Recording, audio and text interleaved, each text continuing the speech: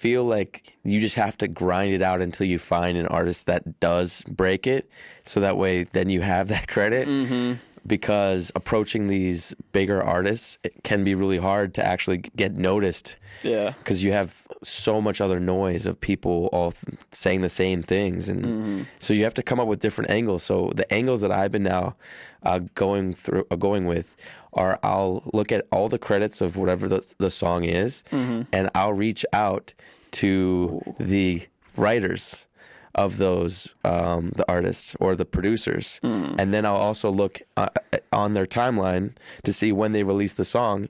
And then they actually have, sometimes they have like special, big thanks to blah, blah, blah, blah, blah, blah, blah. Yeah. And they might not even be credited on the song. And I'll reach out to those people, be like, hey, I saw you worked with blah, blah, blah. This is a remix that I made with that song that you did. I would love to hear what you think, or even have it as an official remix, so that way I can get my foot through the door. Oh my god! So it's like I gotta start taking notes right now. It's a super indirect way to try to work with the person you actually want to work with, because these huge artists aren't gonna respond to your DMs.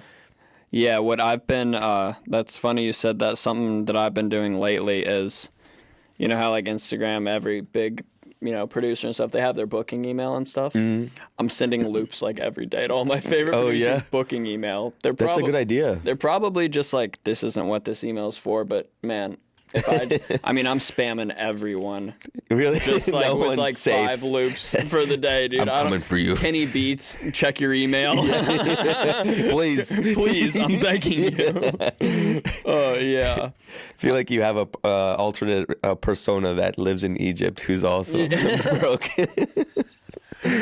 But yeah, that's actually a decent idea. Yeah.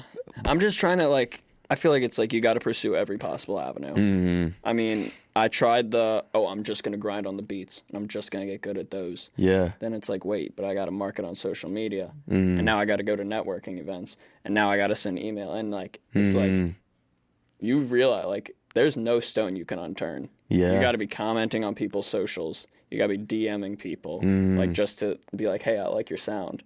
Yeah. Because you don't know what's going to hit. You never know.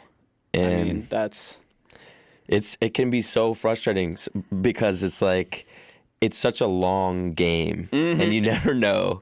Like, it isn't this quick, like, oh, just work. I mean, sometimes you actually make that relationship with someone and it just works and you guys are now a duo and touring the world and everything like that. But for the most part, when you're actually, like, you don't have much know-how and you're just starting out in the industry, you really don't know how to navigate it. You have to just pretty much put your head down and beat and just know that you're gonna get so many rejections before one person just gives you kind of a chance, and then that might not even work out, and you're still grinding. Like it's a non-ending cycle. I think that's where the switch flipped when I realized I could actually do producing. When I realized like, wait, I'm gonna mess up a lot. I'm gonna get rejected way more times than people say yes. But if I keep going, it's going to work out. Like if I fight through that rejection. I mean, I get left on red every single day. Sending beats out. I will send lots of beats out and get left on red. At this point, it doesn't faze me. I'm like, I'm going to make another 5 today, and I'm going to send them those 5. And eventually they're going to like one. Eventually, I don't care if they're getting annoyed with my messages, how many I'm sending. Eventually, one of those people is going to like the beat. And that's happened. That's how, some placements have happened for me. And I'm going to keep doing that. I don't care if people get annoyed. I got producers that are like, bro, stop sending me loops. Really? I'm like, nope. Here's a country loop. Wow. Gotcha. Yeah. You can't evade me.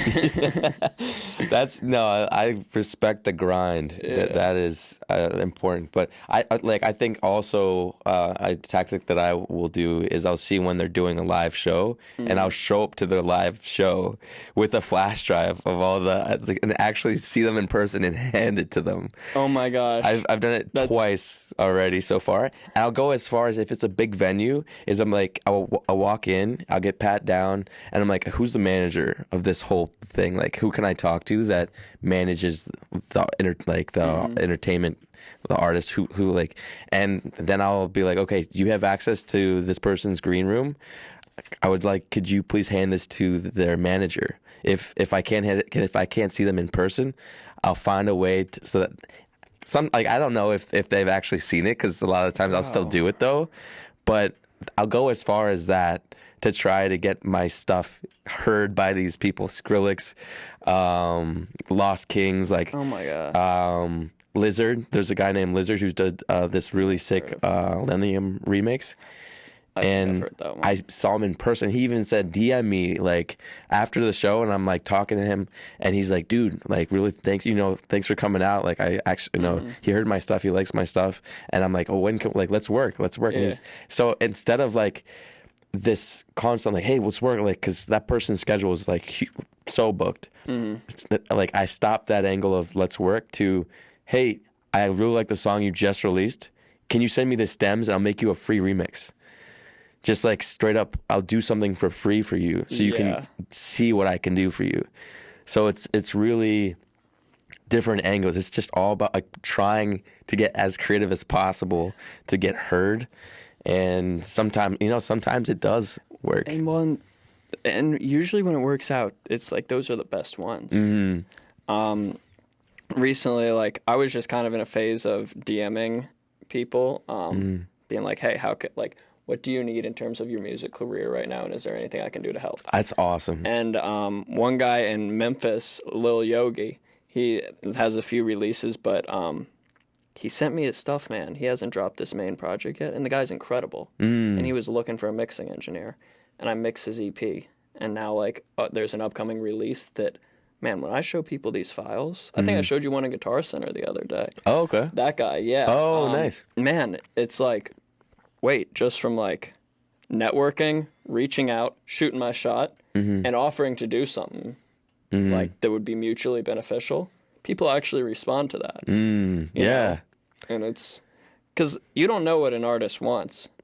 I would love to just exclusively sell beats all day, truth be told. Yeah. I would that's the dream. But some people need mixing. And I still want to work. I still want to do stuff in a studio, so I got to adapt. Yeah, exactly. I do what I want, you do what you can, you do what you want when you know you're the man.